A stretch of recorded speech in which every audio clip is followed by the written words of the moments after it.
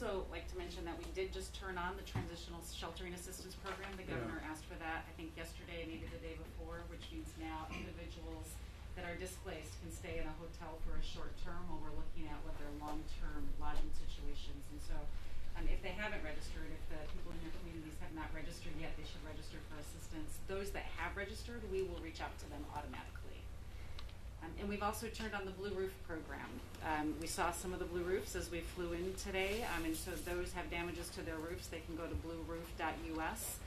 Let's make it clear the governor's afraid of that guy. That's why he insisted. So we'll have that available to help with some of those temporary roofing repairs. And then the last thing I'll just quickly mention is we know that responder lodging is a concern. I've heard that from you, Governor, as well as some of your staff.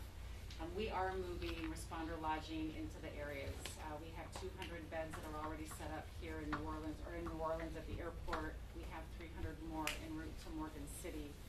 And we have 300 en route to Belle Chase. And then we're also looking at bringing in a cruise ship to help support responders. And this isn't just for our federal responders. This will be for your first responders as well. And so we're actively pursuing additional lodging to help support those that really need to be able to stay close and support your communities.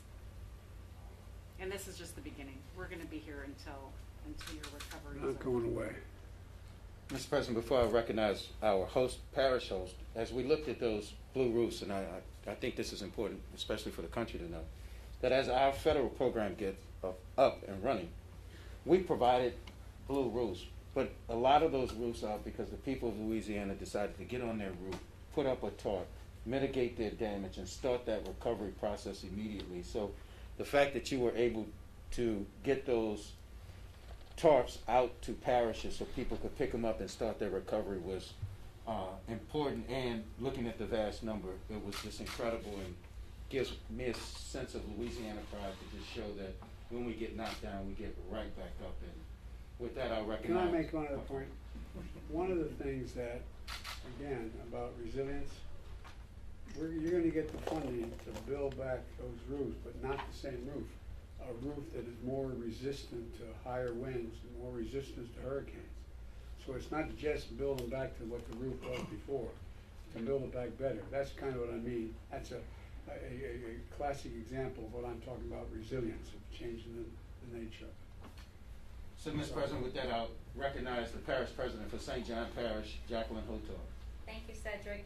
Mr. President, Governor, FEMA, and all of our partners, thank you for all of the hard work that was done in preparation for Hurricane Ida. And thank you for the response so far on the ground and for continuing to ramp up those efforts. Mr. President, from your track record, I know you will be a great partner in our recovery.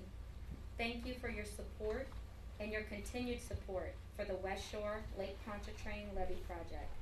And thank you for calling out the insurance companies for distinguishing between mandatory and voluntary evacuations. Mr. President, our immediate needs are power, water, communications, and financial assistance for those who can't return home and are forced to stay somewhere else during the recovery. And thank you. Thank you.